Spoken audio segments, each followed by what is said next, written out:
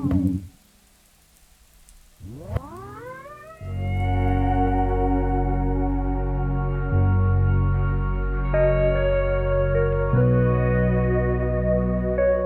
waited for this ride since April 1st, 2010. That's the day Evan died, and I died with him. My friend Richard, he had lost hope. The last thing I got to see of him was his tombstone. My roommate took his life. I found his body in my closet. You know, I've lost my grandpa. Luckily, I still have a grandma from the old country. I left home when I was only 13. I was an immigrant for a long time until I became a U.S. citizen. I was having the best day of my life. In a few minutes, I'll be home to the one I love, and I can't wait to see her. What does it mean to have someone love you so much that they'd want to, literally devote their whole life to you? I had a boyfriend. I don't think I let him know how much he actually meant to me. I looked down and they were holding hands. My heart jumped out of my fucking back. Try to take care of everybody, and what you don't realize is you're not taking care of yourself. We got married when we were pretty young. I was able to see, with the help of some therapists, that I was in an abusive relationship.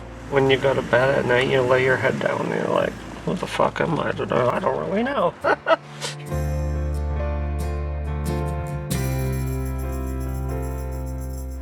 Where did my family live?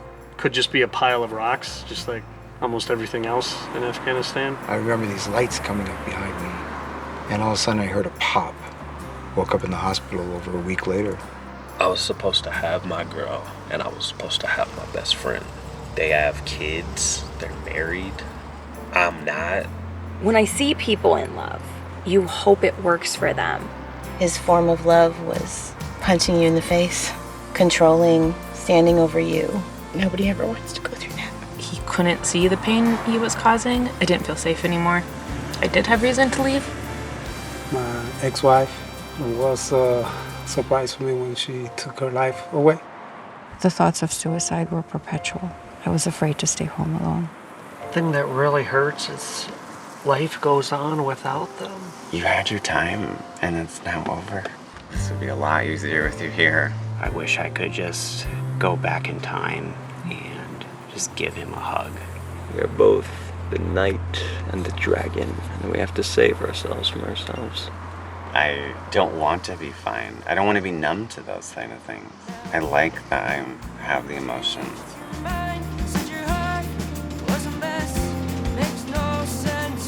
I feel like I very easily could have been mad at God. I don't know if you believe in God, but I am definitely a believer. Everything has an order. Thomas Aquinas couldn't figure this one out. For some reason, there were always the right people at the right time. There is truly somebody watching out for me. And from that moment on, I knew I had to take life differently, and I had to look at life differently. It gave me a second chance. I'm learning how to accept what God put in our destiny. I have two beautiful kids. They fill me with love, and I'm moving forward because of them. I realized that life was worth living on my own terms, whether the world accepted me or not. And if I can smell my grandma's cooking, if I can see my dad stroke his beard, you know, I'm already there, right? Heaven to me is not angels sitting on the clouds. It's a frequency, it's a state of mind. Just have to be brave. They were probably the real true soulmates. Life's got some bumps in the road, but just keep going forward. It's gonna work itself out. I'm gonna go out kicking and screaming, trying to make this world a better place. I've got to move forward now. Trey would want me to move forward. I feel like if you really have a connection to self-love, love's gonna find you. It has to. Amen.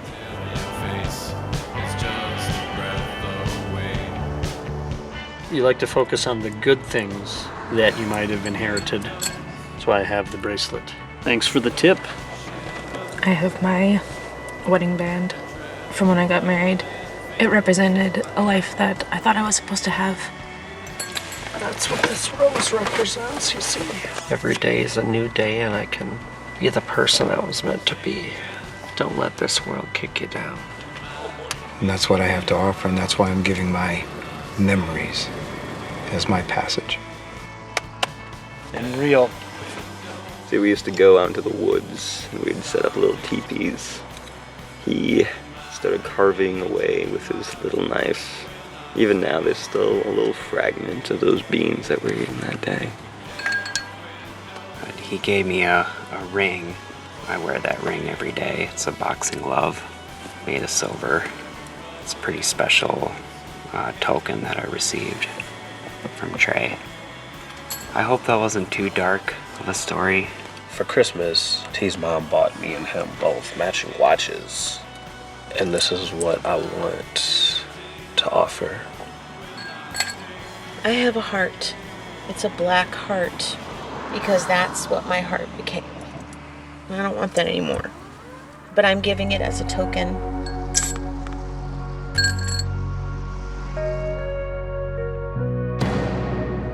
It's his pacifier. Is that enough?